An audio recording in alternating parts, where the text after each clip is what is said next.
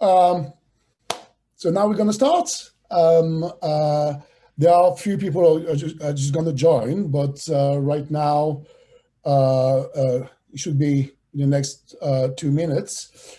So, hi everyone. I know you can see me, you can see us, you can hear us. I can't see you and hear you.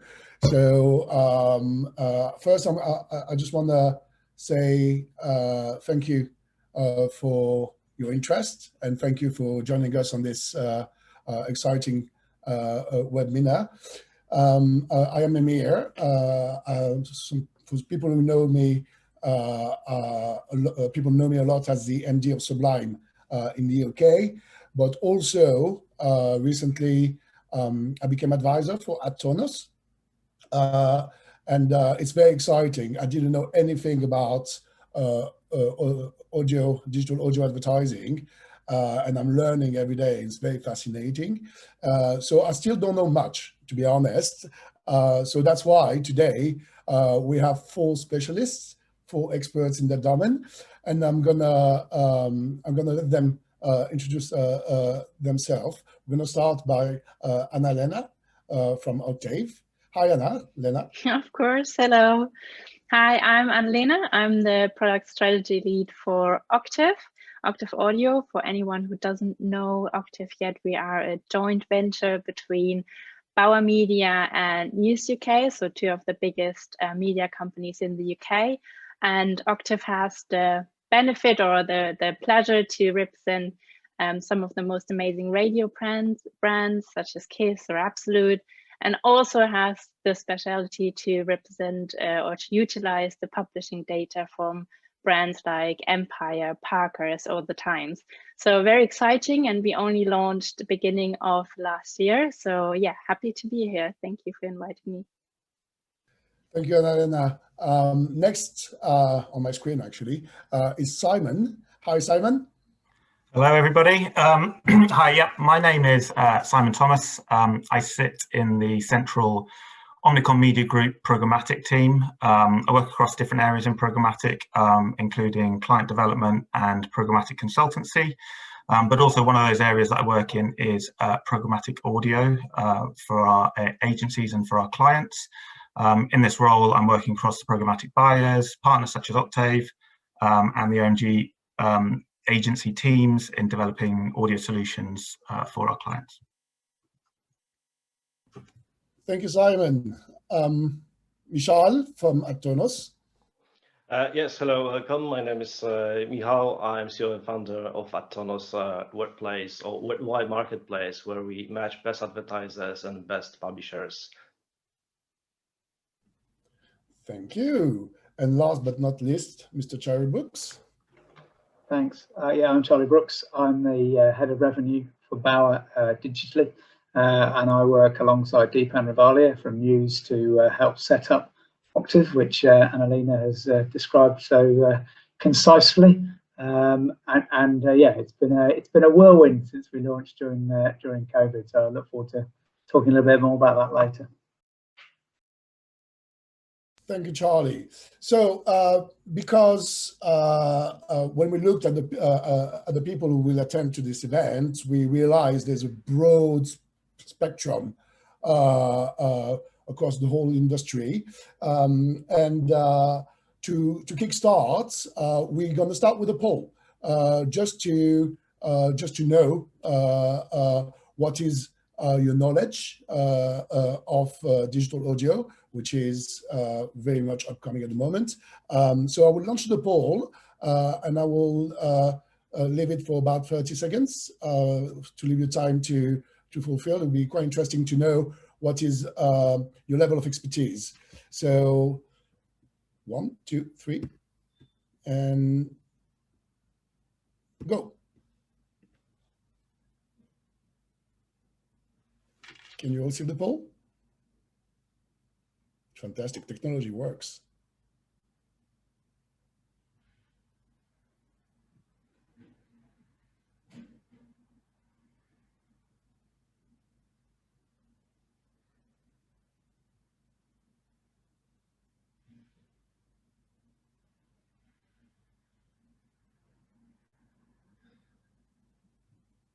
Oh, it's quite funny. You see a little race actually.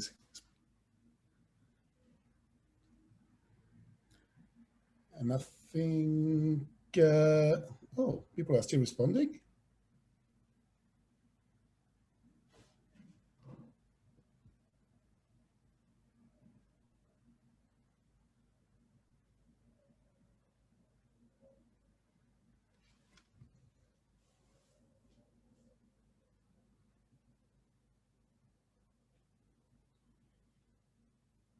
And end of the poll. All right, so how much do you know about audio digital? I'm going to share the results. So we have good news. People know what is digital audio. This is great. And very exciting answer, winner answer. There is the next big thing. So I think we're all going to agree on that for the moment. So let's start our discussion. Let's start see why it's going to be the next big thing. And yeah, so thank you guys for the intro and for answering the poll. So the idea behind this conference, this webinar, is to understand from where we started, from where audio digital started, what is the current state of it, and then what is the future? What is the future of digital audio? So I'm going to start with a very open question, actually, which is going to be based on a couple of information slide. The question is that, where is the digital audio right now? So I'm just going to share a couple of slides with you. That gives you a certain idea of the markets. Sorry. So today we have this is the global digital ad spend from 2017 to 2020, with then projection from 2021 to 2025. We can see a quite clear growth.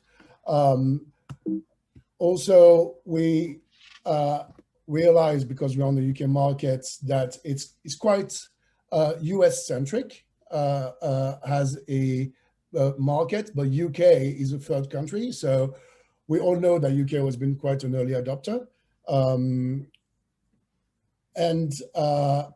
Maybe this slide, I will leave some of the specialists talk a bit about it. For example, who wants to jump in? Michal, do you want to talk about the audience metrics? Yes, definitely. Thank you, because I want to relate to the first figure on the left. So let's say one of the quarter of UK households already use and have at least one smart speaker. And it is a great change for the industry, because for the very first time in history, the audio have let's say the back channel. So we can start not only to use our smart speaker to listen to our favorite radio, but also we can interact with the ad we hear on that radio. And one of the surprising facts is also that the second most often used skill on the smart speaker is Alexa, play me the radio, and the first one is Alexa, tell me the weather. So I'm really excited to see the progress, and I believe the radio industry now has the great chance to use that channel. And outside of the radio industry, also a big bottle of champagne to Jeff Bezos, because of that interactivity and that back channel that we can utilize. And also, thank you, Michal. Also, we have some very interesting data, statistic behind that as well, which is audio is growing in terms of adoption, but it's also growing in terms of value. The ad spender give to it. So, given those few facts, I would like to start to ask you guys, what's your take on that? Maybe Simon, just if you can give us a bit of background on what you've been working on. How long you've been working on audio, and how did you see it growing? Yeah, sure. So So we've been operating in audio, and specifically in programmatic audio, for about 5 years now. Initially, we started working with omnichannel DSPs, but what was clear for us back then is that audio is different space to display. So there was a natural sort of migration of how we could take analog radio into a digital space, but also looking at it through the lens of display. So one of the challenges we had with the omnichannel DSPs was that they couldn't necessarily scale, and they didn't have the addressability required within the space. So we kind of gone through this transition with mobile DSPs. So in the early stages of mobile DSPs, we were using specific mobile DSPs, and then the omnichannel DSPs basically over time integrated mobile into their offerings, whereby there was no key differentiator between the mobile DSPs and the capabilities of mobile within omnichannel DSPs. When we start to look more in the audio space, and definitely back 5 years ago, and still exists in the current market, we assessed the space and found that there was an opportunity at that time with an audio-specific DSP in AdSwiss, who were focused on audio, which is important, worked across the stack with publishers, and then focused on driving and supporting innovation. Since then, I suppose we've seen huge growth driven by just the general adoption of audio, but also through publishers such as Octave and DAX going into the marketplace and doing a big education piece, I think, to brands and agencies with regards to the opportunities of digital audio. We were early adopters of dynamic creative for clients. We developed targeting opportunities from a centralized and custom point of view. And then we also developed measurement.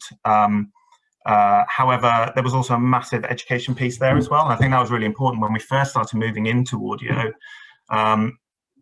Measurement components were looking at things like click-through rate. And if you think about how people consume audio, the click-through was unlikely to be a key component. So it's very key early on of the incremental reach opportunity, the centralized targeting opportunities, but also understanding that traditional, I suppose, digital metrics didn't naturally align to the audio space. So we've done quite a lot since then. I know we're going to go on to components, including measurement, later on in this, but that's ultimately been our growth. And I think working directly with specialists gives a lot of opportunity for both scale, but also for innovation. So did brands understand that CTR is not a metrics for audio? Now, I think they do. Early on, very different conversation. I'm very much reassured. So Anna-Lena, on the publisher point of view, because as we know, Octave, we say Octave, Octave, well, same, is coming from the traditional radio background. How did you manage to drive the transformation into digital? How long did it take you, and where's the position of digital right now within your product mix and within your media mix?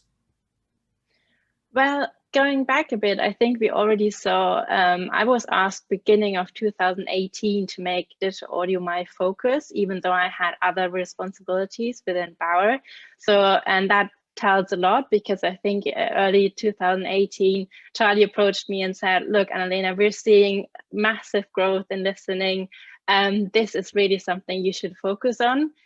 So I did that. And I think Bauer continuously from beginning of 2018 has made the necessary steps to go with the trend and really see the potential. And then I'll spare you all the steps in between, but I think the decision then was made that we need to create an offering that really gives scale, but also really utilizes the benefits of digital, which is data. And we saw, despite having a lot of scale already, we really wanted to find a partner where we have not only scale in the inventory, in the audio inventory, but also in the data. And as we all know, publishers in the recent years have invested a lot of money and effort in building their data warehouses.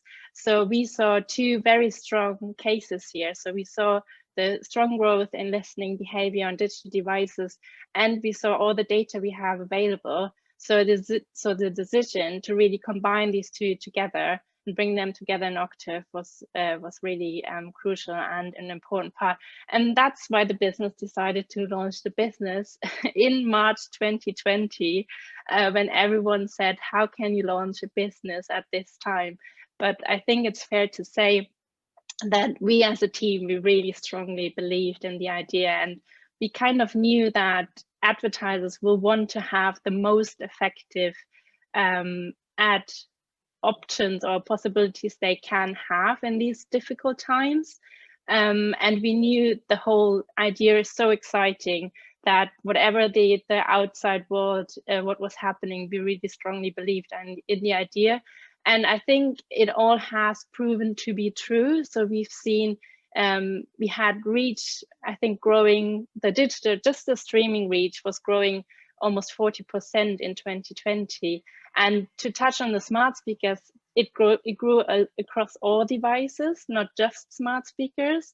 You could say only the weather that impacted it towards the end of the year, where smart speakers become more dominant. But yeah, the growth is across all devices, and that's really interesting. And yeah, we were very lucky to launch with amazing partners like Audi, Mercedes, the big grocery stores, everyone who really needed the perfect platform to target people at the right time in the right moment. Great. So you said 40% growth since in you reach, launched. yeah. Yeah, It's since a you reach, launched, yeah. which is March 2020. How much do you think it is due to COVID lockdown, people more at home, or do you think it's something that's going to last for time as well? I think it will definitely last. I think in the devices, like I mentioned, it will be interesting. I really think in spring, mobile will bounce back. But like I said, we've seen the trend from 2018 or almost 2017 already, where people were jumping on their digital devices to listen to radio. And I think a really, really important point to also make is that different to, for example, TV or other media, in audio, we don't see like this cannibalization of digital, but we more see like increase or incremental reach and incremental listening. And that's really fascinating to us. Okay, thank you. Thank you very much, Anna-Lena. Michal, your point of view will be quite interesting. First, as a tech player, basically, because AdTonos is a tech company, but also, if I remember well, you've been in the radio business for a long time. So you've seen that coming, I guess. Well, I've seen that coming in 1998 when I've launched one of the first online radios in Europe. And that was also the year I bought my first car. And I put a sticker at the end of that with RadioNet logo. And I stopped one day on the red light and someone approached me on my right and showed me to lower my screen. So I lowered my screen window, and the guy pointed at the sticker and said, "What's that?" And I probably said, "Well, that's my online radio." But the guy scratched his head and asked, "All right, what kind of TV set do you need to listen to that radio?" So that was the perception of online audio back then. And I spent many years as a digital transformation consultant, helping brick and mortars to take the advantage of the digital. But, you know, audio resonates inside of me so much. So I wanted to get back to what's, you know, what gave me the best joy. So that's why we launched AdTonos, a platform where we match best advertisers, best publishers, and we monetize the content. We provide, you know, all that metrics and all that data-driven digital advertising. And I must say that radio is, I think, great because there's a kind of intimate nature of listening to the radio. And I'm quite not surprised by the fact that it shows by the recent Radio Center report that on average, every single radio listener listens for extra 90 minutes per day to their favorite radio. So radio is really strong. It is really massive and has a massive reach. And now it's available on smart speaker, on mobile, on the desktop. You know, name any channel, the radio is there. So the fact that right now digital audio is widely available on multi-device has been a strong factor of growth of the market. So so after this fantastic growth and obviously this projected growth, because I mean, like right now the global spend is estimated at 5 billion for 2021. And it will almost double until 2025, which is spectacular. But the question is, what drives the brands to adopt audio? What is basically the vector of adoption of the brands? Because me coming from display and from the branding part, actually, I know why people are buying high impact branding, but how do brands resonate with audio digital? Who wants to go first on this question? Charlie, maybe, or Simon? I'm happy to give my opinion. Simon's probably got a better opinion than me, but I'll go first.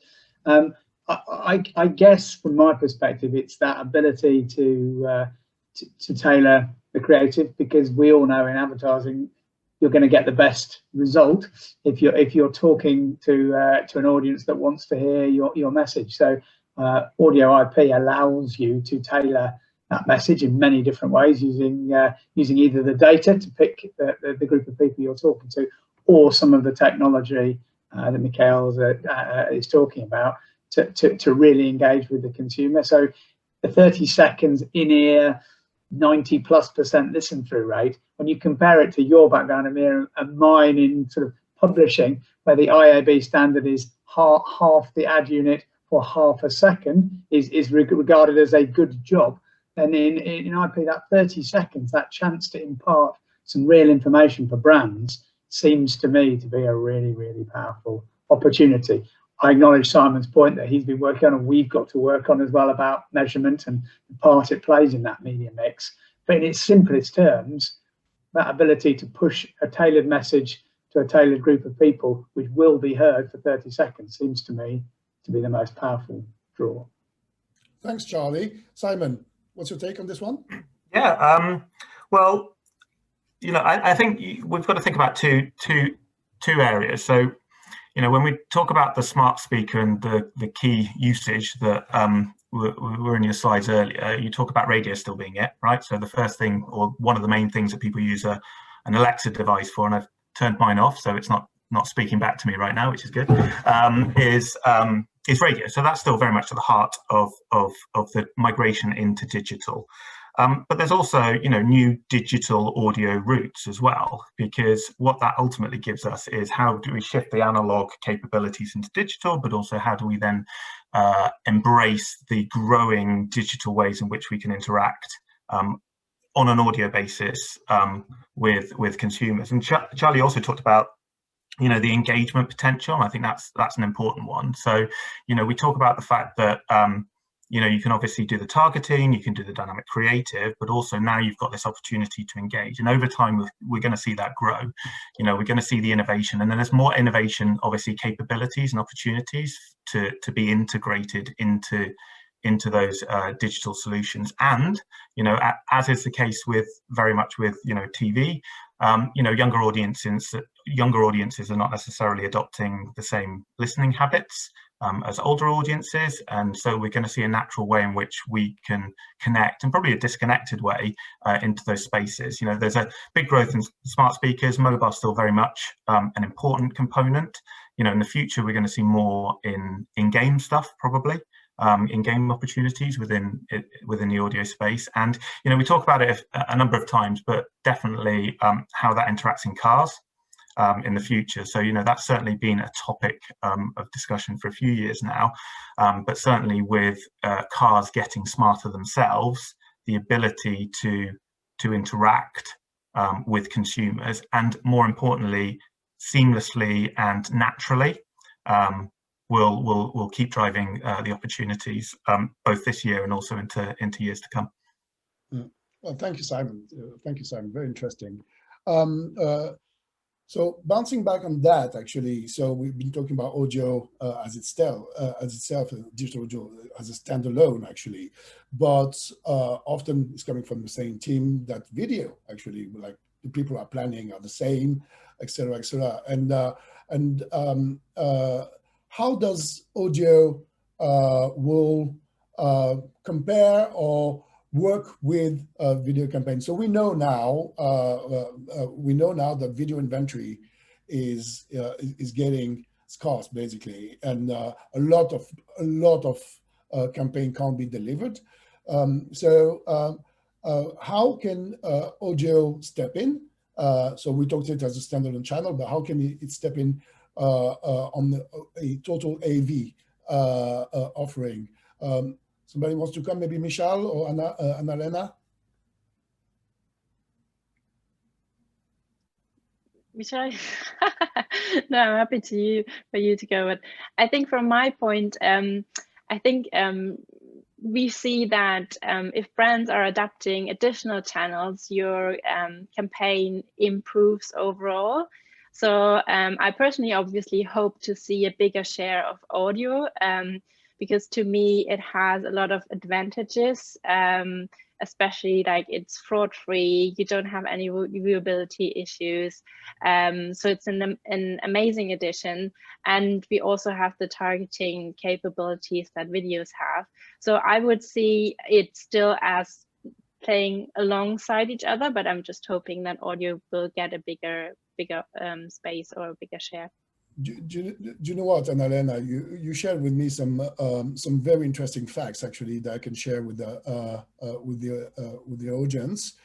So sorry, we're going back to my beautiful PowerPoints. So we've done this one, talking about the benefits of digital audio. Can you walk us through this? Because there are a few things that I learned through this slide, actually, they're quite interesting. Yeah, I think this is definitely our take on why digital audio, especially on the radio or in the radio space, works brilliantly, because you have all the benefits of broadcast. So it's transparent, you have trusted brands, you have engaged listeners, as Charlie mentioned. People are listening to a 30-second ad and they don't have this adversity against it. So I think now we have also the advantages of digital, which is the precise targeting. We at Octave, we have our first party data, which is unique, so we can exactly target and send the right message to the right people. So in total you have more effective advertising. However, like when you compare it to video, as I mentioned, you just don't have any of the issues that especially video had in recent years around brand safety, for example, because you are in 100% brand safe environment. So quite interestingly, so you insist a lot on brand safe. The brand safety comes from the fact there is a curated content. What's the major parts of the brand safety, actually? Well, I guess it's one part is the transparency, that you know exactly with Octave which stations are in our portfolio, and you not only know it upfront, but you also, when we report back, and we will touch on this in the measurement part, but you get 100% transparency how much of your campaign has been played on which station, which I think is really important. And then, yeah, we don't have any user-generated content. So we have our amazing brands that are very trusted, so that the content is very safe. And to my knowledge, there is no such thing as ad fraud, so there are no bots or whatever available yet. I really hope it stays that way. But for us, I think we have a very closed environment.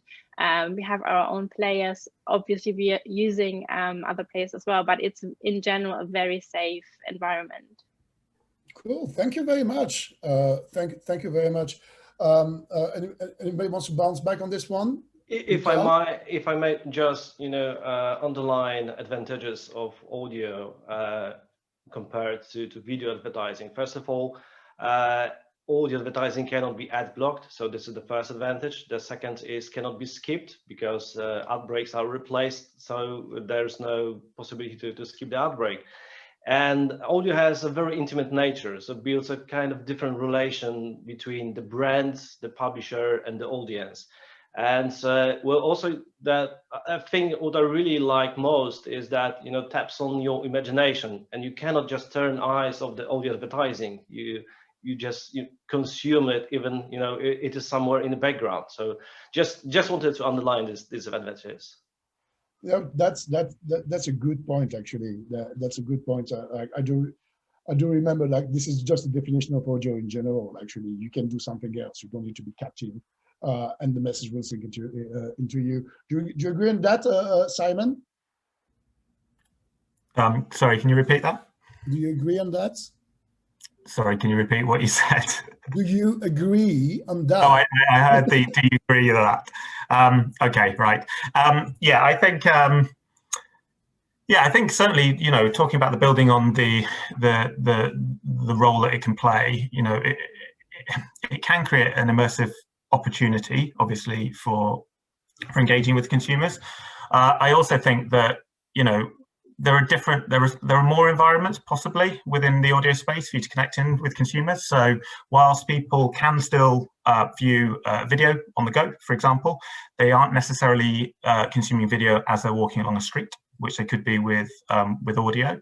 I think there are also some sort of also clever opportunities, such as within the targeting. So obviously you've got the targeting within smart speakerphones and smart speakers and the ability to engage, but you also have the ability in audio to maybe do some dynamic creative against somebody that has their headphones in, because you know that's a more one-to-one opportunity, and therefore you could have potentially more bespoke connection.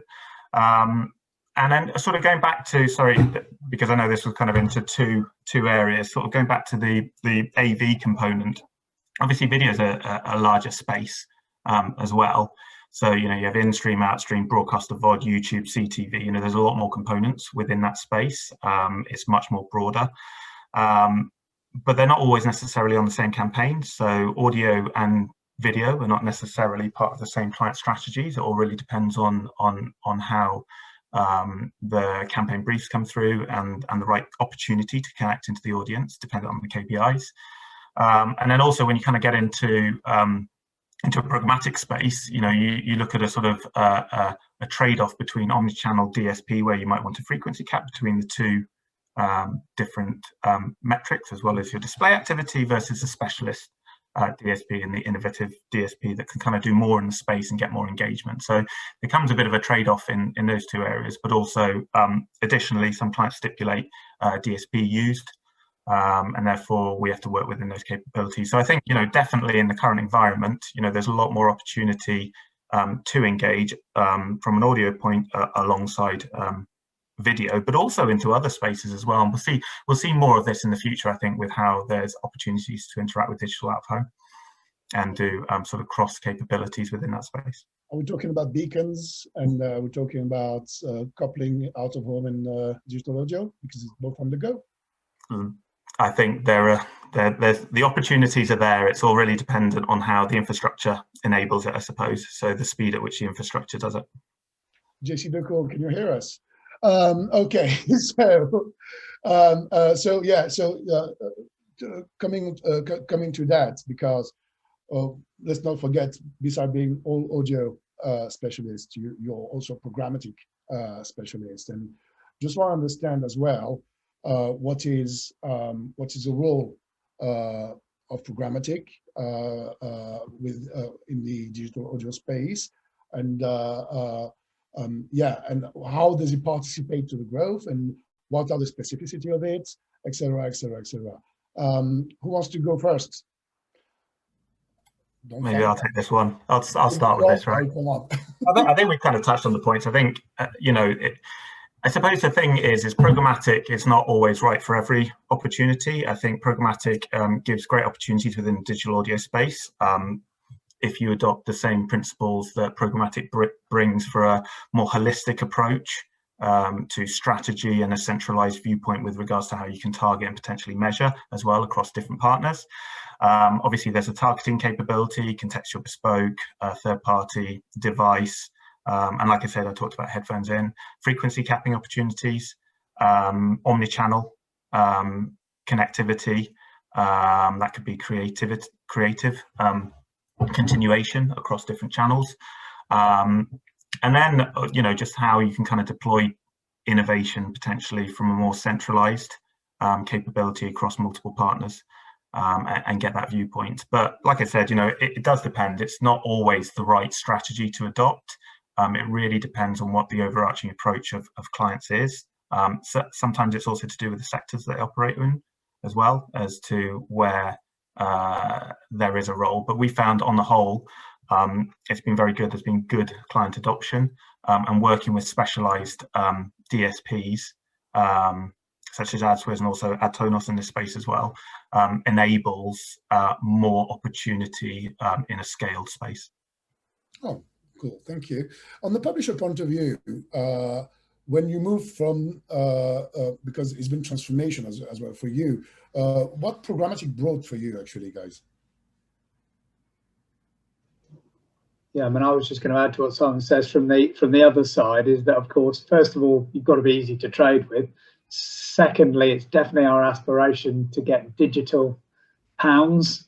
That's the background I come from, is digital. I see the money maybe wasted is a bit hard, but there's a lot of ad fraud, a lot of other things going on in the digital space. So we are definitely want to target that digital ad spend and make people question again what role IP can play in that media mix. So it's really important to be easy to trade with. Like Simon says, some people we find like programmatic, some people don't, and you've got to consider your part in a holistic ecosystem. They're not just waking up one day going, I fancy buying some IP this morning. So it's got to be part of the way. So we want to be easy to trade with and allow people to facilitate their buy however they want it. So we're set up that way, and I suspect programmatic will continue to grow as it has at the moment. In IP, it's a lower percentage than direct, but in all other marketplaces, whether we talk about video or display, it grows and it grows and it grows. So I suspect we're on the same trajectory in this space too. So you do think programmatic is going to catch up?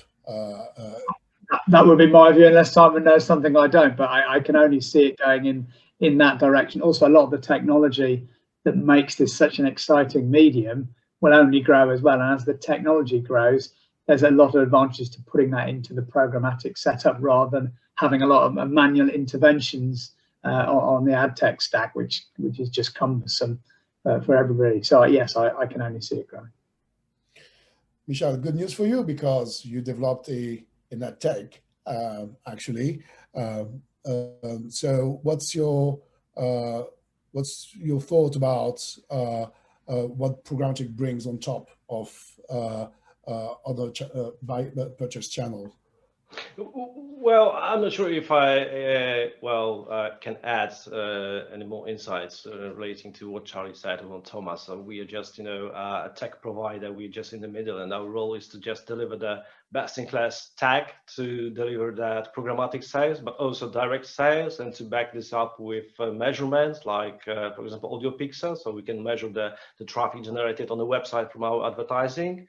Or the thing we are working on is audio pixel to zero, when we would be able to measure the footfall.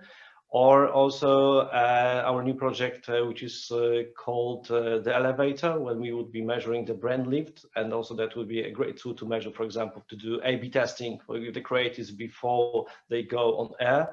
So there are multiple solutions. We just want to be in every field that enhances that audio advertising, no matter if it's programmatic or direct.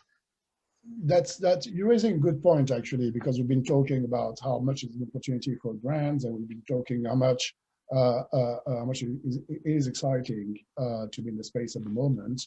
But the question that I'm pretty sure everybody in the audience is asking is how do we prove that it works? How do we prove that it works? This is something that we talked about actually when we prepared this meeting, this conference. And Anna-Lena came up with something that really hits my heart, really coming from the branding space. So I'm just going to put this slide. So can you talk about it a bit, Anna-Lena? Yeah, definitely. So yeah, I think like I said, we all, as a team, we all strongly believe in the idea and digital audio, as we discussed before. But the question was really, and that was one of my key focus then, starting middle of or after we officially launched in June, was then to really prove, so how do we prove to advertisers this is working? So I was looking a lot in technology measurement. So what kind of tools do we have at hand on the tech side? So Michael mentioned a few, and this is an example for this. So this is utilizing a tracking pixel that was implemented on the advertising on the advertiser side. We worked here with an automotive client, the AA. So it's like a car club, and they really they had a really engaging audio creative, and they utilized our auto intender segment, our first party data, where we track people who have been on parkers, for example, and we can then find them in the audio world when they are listening, for example, to Observer Radio. And we did kind of an A/B testing. So we had the auto intenders we run this on, and we had a classic demographic targeting. And then the client implemented the tracking pixel on their side. And what we were able to prove is really overall the campaign was over 1%, which in digital terms is already amazing. But then when we looked at the difference between the generic targeting and the auto intenders, like the people that were really where we knew they are in the car space, they are interested in maybe buying a car or reading about cars and models, we've seen an astonishing conversion rate of 3.35%. So 6 times more effective than the generic demographic targeting. So we would love to see more things like this. And it's an amazing case, not only because of the results, but also in terms of the capabilities we have now to prove that it's working. That's fantastic. It's a great metrics, to be honest. Also, we talked also about brand awareness, which is kind of my favorite topic, so there are also some smart measurements on brand awareness. Can you explain us a bit more about that? Yeah, well, like I said, I'm looking not only in tech capabilities to measure success, but also the good old survey-based is still very much valuable. And I think it's very strong to measure like softer KPIs or more upper funnel KPIs like the brand awareness. And here this is for me a very exciting case because we worked with MoneyLife, which is a peanut butter startup. And we all know that startups have often the tendency to look at social first. And they see radio as something where they maybe don't see they have the budget, or they don't see this is something they can engage with or utilize. So we worked with them and worked with a voice agency, Voice Lab together to create an exciting landing or experience. But in this case, it was also to prove how digital audio can work for a startup and also so really grow brand awareness for a new brand. And as we can see, we were able to measure that 98% of exposed listeners remembered at least one brand message, which is obviously brilliant for the peanut butter startup to grow the customer base. And for us, it was pretty exciting as well to show them how like attainable digital audio is for them, and that they can have the benefits of radio as a startup. Oh, cool! Fantastic. I work on brand awareness studies pretty much all the time, and I wish to see results like this more often. But yeah, this is absolutely fantastic. Michelle, you were talking about footfall and other measurements. I think we have a piece from you here. Can you walk us through it? And can you explain what is the audio pixel actually? Because for most of the people in the audience, the audio is a bit more difficult to track, and they don't really see the capacities. Can you explain us a bit more about this?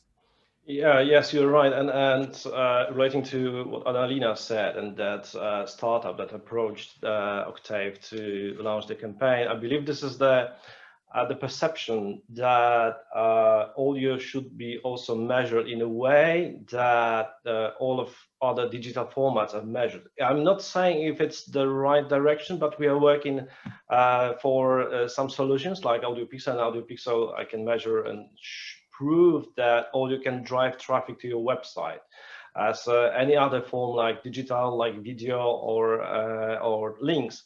So, but we also, well, we live in a complex world. We live not only online, because audio can also drive traffic to particular stores. So this is why we are addressing that opportunity with AudioPixel 2.0, and that will be delivering the ability to measure the footfall generated in a particular location. And as we mentioned already, the brand lift measurement, the brand awareness measurement, this is really interesting. This is really important.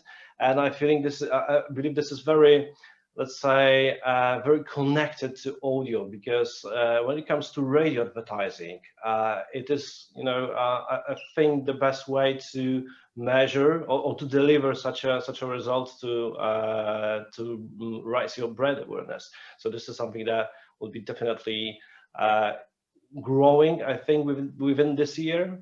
Sorry. Oh, yes. Do I have? All right. Yeah, sorry. Sorry, I thought I'm taking for too long, so I'll just go on mute. No worries. No. Thank you very much, Michelle. Thank you very much, Michelle. It's just we have to be a bit conscious about the time, because we can stay a bit. We can talk much longer. So, Simon, anything to add up on that? On how to improve? What are other tools here? Tools here? Yeah, I'll be very quick, because I am conscious of everybody's time as well. Yeah, I think I totally agree. I think there are measurement capabilities there, but I talked about this right at the beginning. It's what is the right measurement for the campaign to prove effectiveness. Now, how do you integrate a digital world and a more traditional world with what you're trying to achieve? So the majority of our clients are still predominantly reach. That's not because there aren't other opportunities, it's just more because that is ultimately how it fits into planning teams and their strategies and how they interact with the clients. We do brand uplift surveys for clients. We do footfall for them as well. And it makes perfect sense for something like an auto client that has dealerships. Dealerships are outside of town. You're unlikely to be, by mistake, walking past a dealership in a lot of instances. So the accuracy can be a lot better with regards to proving the uplift and from your exposure to an audio ad. Audio pixels is another good one. There can be challenges around the speed at which pixels can be put on site, web teams, etc. and so forth. But if you can get around that, that's a great opportunity. And that has also the potential to, with some of the measurement, to loop together dynamic creative. So there's a lot of dynamic creative at the moment. So individual opportunities based on weather, based on location, based on whatever it might be. But the optimization bit is kind of the next phase, which is basically getting the continuous feedback loop from the measurement components. We also talked about smart speaker. I think I saw in the trade press that Barocca had done a great interaction with smart speaker, multiple different parties involved in making that happen. And what was interesting about that is how good the smart speaker analytics capability is for you to understand what is going on, because that will develop over time as well. But also creating that sort of frictionless capability with them. And then also the thing that we always forget about is that in your phone, if people are on the move, is a gyroscope, right? You can shake your phone, trigger the gyroscope, to do something. Now that could be to download an app, if it's an app, that could be to give you directions to a local thing, that could be to give you a whatever. That is a more, how do we start to interact and integrate more natural ways in which people are consuming audio, rather than clicking through or necessarily going on a site when you've got a mixture of brands, but ultimately you're trying to drive a sale of a product or solution as the ultimate end goal. That's super interesting, actually, using this the gyroscope to interact. That's actually brilliant. All right, guys, we are absolutely short on time, so we had the last point to approach, and it was supposed to be 10 minutes. It's not going to be 10 minutes. So I would like to ask one question, and if every one of you can answer this question, the shortest way possible.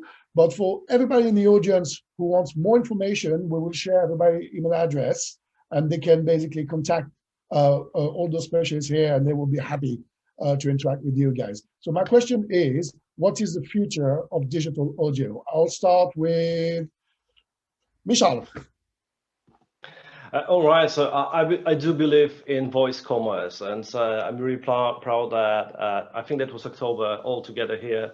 We launched the very first interactive audio campaign on radio that was for Audi, and it proves that I think that direction is going to be very, very efficient solution for brands and for agencies. So I believe this is the future. So smart speaker, voice interaction, voice-based interaction. We didn't talk much about voice. I think we need to make another webinar, guys. Simon. I totally agree. I think anything voice, so not necessarily smart speaker, but just voice interaction, because that'll be across car, that'll be across smart speakers, that'll be with your, obviously with your mobile device, which you can already do. And then also I think more cross-channel in the future, obviously as more traditional analog spaces become digitalized, the ability to connect between those two spaces, or 3 or 4, or it depends on what it looks like, will become more seamless and frictionless. And I think that's the key word here, frictionless. If you think about something like Amazon, how they've made buying so easy, same in this space. Way too easy, way too easy, way too easy. Anna-Lena, Charlie, because we have 2 minutes, so. Yeah, always difficult to be almost last at a question like this. So absolutely agree. However, I would say we haven't even started to explore the full range of capabilities we have right now with digital audio. So I would love to see people adapting it more and making use of the technology we have right now, and then yes, agree to the future. But yeah, it's so amazing already. So and we haven't even started to utilize it fully. So. Thank you very much, Anna-Lena. We had a couple of questions in the Q&A. Charlie answered one question, so thank you, Charlie. There's another one from Andy Matthews asking, do the panel believe that active point of sale audio advertising has a future? Anybody wants to answer? Have to be honest, I'm not 100% sure what you mean, but if you mean like, I think the voice interaction or the voice commerce, or even the shake, if you mean in terms of being able to make a purchase based or after you heard an ad, yeah, I definitely think there will be more capabilities. We just also have to acknowledge, we have to see how the listen, how much they want, because I think we as advertisers or in the industry will always have to see what the listener wants, and not, so, but I think that's an option. Yeah, just to add to that, I agree. I think it all depends on, it goes back to that frictionless word, it all depends on how the different, I suppose, businesses that operate those devices and connectivity kind of interact with each other. The one thing you don't want is that something takes you away from what you already doing, unless you naturally want to move away from it. So the ease at which you can get that activity, so instead of having to say hello, hi Alexa, whatever, and then your words, and then wait for it to respond and then say something, when you were really enjoying the radio show or whatever it might be, that is where it is. So the more frictionless and the more you can connect those dots, yes, but that depends on a number of components coming together. The execution in itself, actually. All right. So I would like to thank you all for attending. Thank you all for coming to speak here. I think we will organize a follow-up session because there's still a lot to talk about. Maybe there's a podcast idea here. Who knows? So thank you very much. And we will send the contact details of every participant, every panelist here. So if you have extra questions, don't hesitate. It's very exciting, and thank you very much for your time. Bye. Thank you very much. Bye. Bye-bye. Stay tuned. Yeah. Cheers.